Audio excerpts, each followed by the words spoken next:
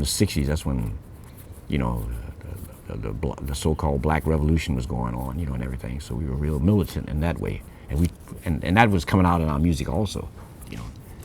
That was a heavy force behind our music in the 60s and the 70s, you know, the movement. We were looking for freedom. We were trying to get free then, you know. It was during the time when people were marching for freedom, for one wing or another, you know, sitting in bus stations, lunch counters, all going down south. We could do it up north.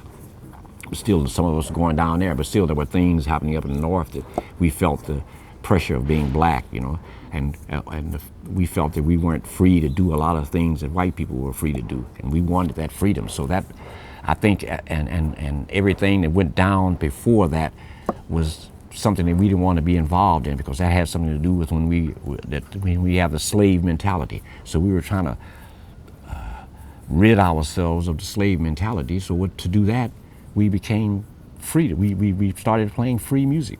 Now I know that Ornette, when he started doing, he probably wasn't thinking about that. He just played that the way he was playing, you know. And Cecil the same way. They played the way, and maybe they didn't attach that to what was going on.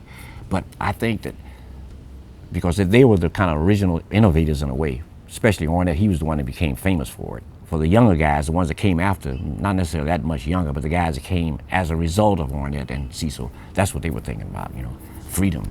You know, let's do something different. Let's not hang in that old bag of bebop, changes and all that kind of stuff. That's what held us down in a way, you know. It did influence one giant, Coltrane. After a while, he felt the pressure. He said, oh, I got to get out of this changes stuff. So he went out. And what'd they do? When he went out, everybody was disappointed, started putting him down, right? So that's, he received, at the height of his career, what we had been getting all the time. People would start putting him down. He was losing customers in droves because he was going out. He was playing. He was going crazy. I mean, not crazy. He was good crazy. I mean, you know, it wasn't any kind of like, he knew what he was doing because, you know, Control. He was controlled. But I mean, so I think in a way that might have been it. It had something to do with the times, you know. Now you lived with Ornette Coleman for a little while, right? Just a little, because I met him when I was in Paris, and he said if I ever came to New York to drop by and see him, and I did have a place to stay, and so he let me stay there. I stayed there about 3 months. Did Ornette end up having any influence on your playing, based on when you lived with him and everything? It was just mostly his audacity. He's taken this music that everybody hates and became a millionaire. He's our biggest success. He's the big story for our music. And he's about the only, he stands tall, you know.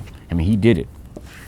And I had a trio with Anthony Davis and Andrew Cyril and myself. We had a trio. We were in Norway, and Sonny Rollins came on before us, and the place was packed. And when we got on, people were, as we were playing, they were like streaming out. The same kind of thing, yeah.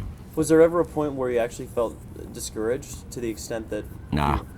No reason why I had too many of us were hanging. I mean, too many musicians involved that weren't, you know, we were talking about. We knew what was happening. That's the good thing. We all, even today, we know what's happening. So we talk to each other. Who all?